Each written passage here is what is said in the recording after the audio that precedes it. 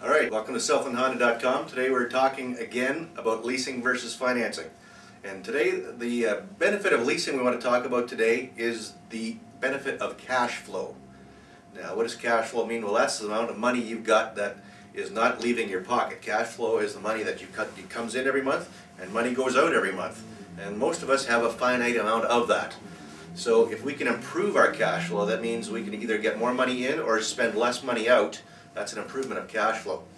When we're talking about leasing, we know that when you compare, say, a 5-year finance plan with a 4-year lease, which is very typical in the Honda world, so we'll use that as an example, we could often be talking about a difference or a disparity between the purchase or the payment plan and the lease plan of someplace in that $150 a month range. That would be close. Sometimes it's $100, sometimes it's $175, depending on which model line and how expensive the vehicle is, but often $150 is pretty commonplace.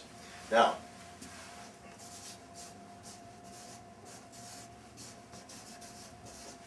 what can you do with $150 a month? A keg? Twice? Hey, there's lots of things you could do. But more so, if you think about it just practically, what can you do with $150 a month every month? Okay? So over the course of the year, over the course of a lease, what does that mean to you? Well, it doesn't mean that much, Greg. What can I really do with $150 a month? Well, it does make a difference. In fact, I did some math. If you were to average 7% rate of return, okay, and of course, if you've put money away, if you had money in an RSP or in a mutual fund of any sort or variety here in the last number of months, you know that its averages are up and down. But if you could get 7% on average, and you know what, if we look forward, probably that's quite doable, 7% average, and you leased 5 cars in a row, every 4 years you leased a new car. So 20 years of vehicle driving, and you saved $150 a month, and you put that money into an RSP.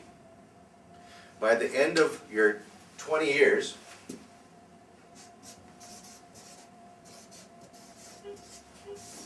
with interest,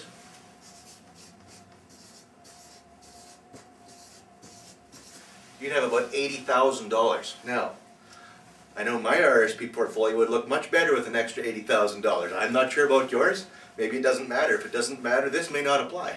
However, $80,000 is a lot of money, and you're going to have a new car to drive every 4 years, right? Fresh wheels, fresh tires, new brakes, new battery, stuff that you're not going to be spending money to replace or repair, because we know that once you get past 4 and 5 years in a vehicle, you start spending money on repairs, right? And this kind of guarantees your cost. You know what it's going to be every month, how many dollars. Now, if that doesn't appeal to you, if you enjoy buying, you know, all these things we were just talking about, you know, that's okay, that's fine by me. But, can't argue with that.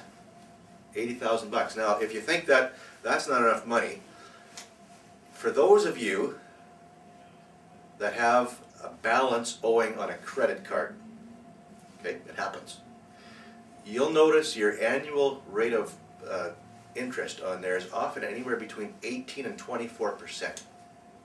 If you put an extra $150 a month against your credit card debt, you're actually saving 18% on your money on a per annum basis. That's a great way to make 18% on your money, is use this extra money, the difference between financing and leasing, and use it towards paying off some high interest rate purchases or debts that you have. So there's a couple of reasons there to consider leasing. When you take that $150 a month savings that you have in your cash flow, over 20 years it translates into $80,000. Now, never mind, if you put it into an RSP, never mind the tax credit, tax incentive savings you get. For every $150 you put in there, you probably get someplace around $50 back at the end of the year. Right? So you're talking $600 a year. Over the course of a 4-year term is $2,400. Over the course of doing that 4 times, you're almost $10,000 in income tax savings. Add interest on top of that to the $80,000, you sneak in another 20 grand. $100,000, 6 figures for leasing 5 cars in a row.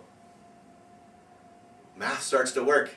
It's quite something. But the reason this works is we're trying to improve our cash flow savings. Okay, we're not trying to own our car because owning a depreciating asset isn't very helpful because eventually it's going to be worth zero. So that's the second advantage of leasing. Do stop in and see us again next week. We're going to talk about another advantage of leasing, something that some others of you might find quite interesting. Thanks for your time. Appreciate you coming to southlandhonda.com.